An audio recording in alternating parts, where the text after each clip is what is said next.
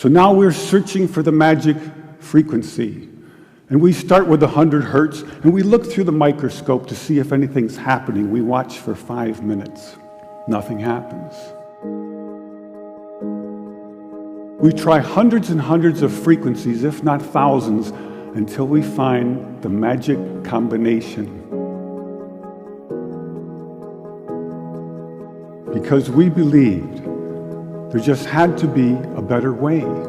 There had to be a better way. And we think we may have found it. I have here 2 identical tuning forks, both tuned to the note A, the note an orchestra tunes to. These forks are both made to vibrate 440 times per second. We say their frequency is 440 hertz. If I tap this fork, putting little pulses of energy into it, the second fork will also vibrate in sympathy. And if I silence this fork, we just may hear the other singing its tone. We say that I'm inducing a sympathetic resonant vibration in the second fork. It only works because both forks are tuned to the exact same frequency.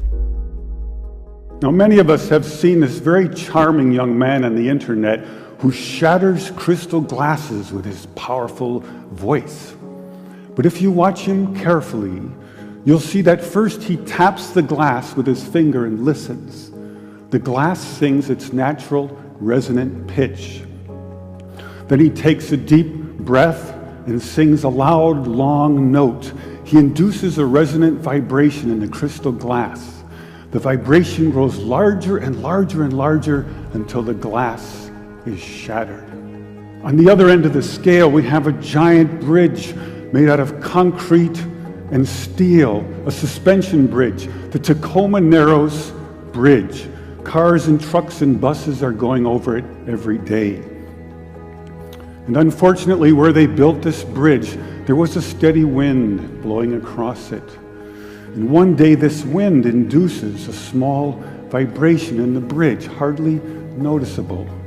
But the frequency of the vibration matches the resonant frequency of some part of the bridge. And the vibration gets larger and larger and larger until the bridge collapses into the river below.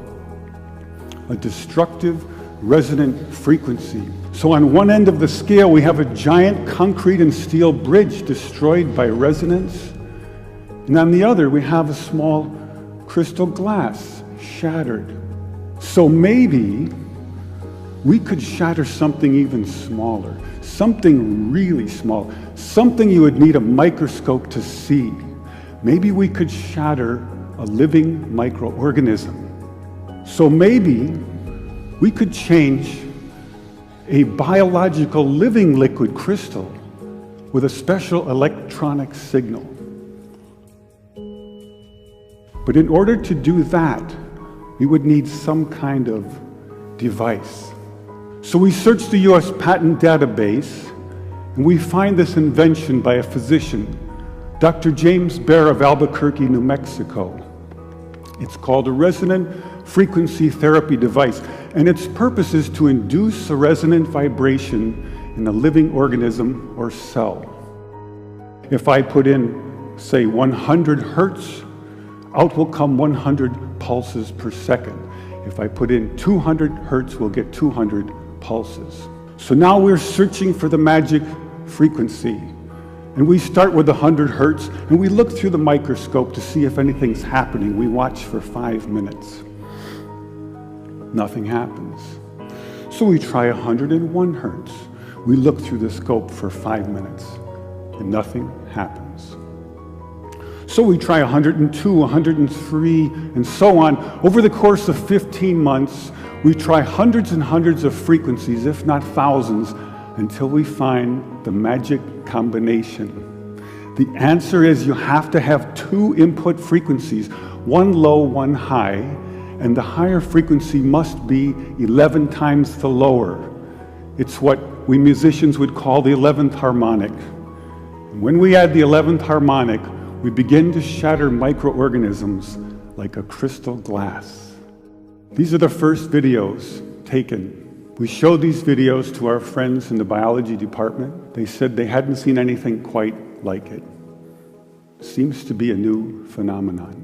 These organisms are being shattered by our electronic signals. We now know that cancer is vulnerable between the frequencies of 100,000 hertz and 300,000 hertz. So now we attack leukemia cells. Leukemia cell number 1 tries to grow a copy of itself, but the new cell is shattered into dozens of fragments and scattered across the slide. Leukemia cell number 2 then hyperinflates and also dies. Leukemia cell number 3 then tries to make another cancer cell. The new cell is shattered and the original cell dies.